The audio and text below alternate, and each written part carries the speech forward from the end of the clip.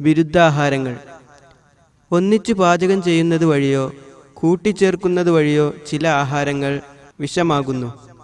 ഇത് ശരീരത്തിന് ഹാനികരമാണെന്നും ഇവ പലവിധ ആരോഗ്യ പ്രശ്നങ്ങൾക്കും കാരണമാകുന്നുവെന്നും ആയുർവേദം പറയുന്നു. വിരുദ്ധാഹാരങ്ങൾ തിരിച്ചറിഞ്ഞ് നമ്മുടെ ആഹാരശീലത്തിൽ നിന്ന് അവയെ ഒഴിവാക്കണം. ചില വിരുദ്ധാഹാരങ്ങൾ ഇതാ: പാലും മത്സ്യവും, മോര്, തൈര്, വാഴപ്പഴം, തേനും നെയ്യും, കോഴിയിറച്ചിയും തൈരും, തേൻ ചൂടാക്കി ഉപയോഗിക്കുന്നത്, മുതിരയും പാലും, മാമ്പഴവും പാലും, മത്തിയും ഗോതമ്പും ഒന്നിച്ച് കഴിക്കുന്നത്, മീൻ വേവിച്ച പാത്രത്തിൽ തക്കാളി വേവിക്കുന്നത്, ഓട്ടുപാത്രത്തിൽ നെയ്യ് ഉപയോഗിക്കുന്നത്, നല്ല ചൂടുള്ളതും വളരെയധികം തണുത്തതുമായ ആഹാരങ്ങൾ ഒന്നിച്ചുപയോഗിക്കുന്നത്, വേവിച്ചതും വേവിക്കാത്തതുമായ ആഹാര പദാർത്ഥങ്ങൾ ഒരുമിച്ച് കഴിക്കുന്നത്. ആയുർവേദ വിധിപ്രകാരം വിരുദ്ധാഹാരങ്ങൾ: പാൽ, തേൻ, ഉഴുന്ന്, സസ്യങ്ങളുടെ മുളകൾ, മുള്ളങ്കി, ശർക്കര എന്നിവ പോത്തിറച്ചിയോടുകൂടി കഴിക്കരുത്. മത്സ്യവും മാംസവും ഒരുമിച്ച് കഴിക്കരുത്.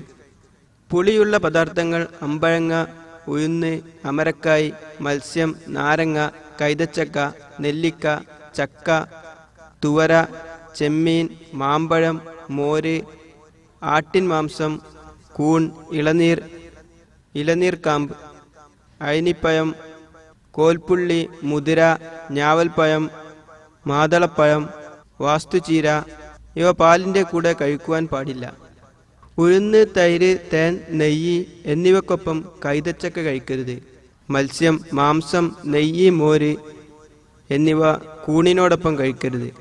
എള്ള്, തേൻ, ഉഴുന്ന് എന്നിവ ആട്ടിൻ മാംസത്തോടെയും മാട്ടിൻ മാംസത്തോടെയും കൂടെ കഴിക്കരുത്.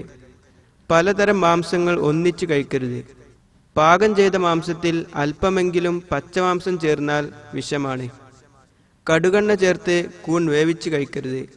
തേൻ, നെയ്യ്, ഉഴുന്ന്, ശർക്കര എന്നിവ തൈരിനോടൊപ്പം കഴിക്കരുത്. തൈരും കോഴിമാംസവും ചേർത്ത് കഴിക്കരുത്. പാൽപ്പായസം കഴിച്ച ഉടൻ മോര് കഴിക്കരുത്. മുള്ളങ്കിയും ഉഴുന്നുപരിപ്പും ഒന്നിച്ച് കഴിക്കരുത്. 10 നാൾ കൂടുതൽ ഓട്ടുപാത്രത്തിൽ വെച്ച നെയ്യ് കഴിക്കരുത്. തേൻ, നെയ്യ്, കൊഴുപ്പ്, എണ്ണ, വെണ്ണ ഇവ 2 എണ്ണമോ 3 എണ്ണമോ തുല്യമാക്കി ചേർത്താൽ വിഷമാണ്. ചൂടാക്കിയോ ചൂടുള്ള ഭക്ഷണത്തോടൊപ്പമോ തേൻ കഴിക്കരുത്.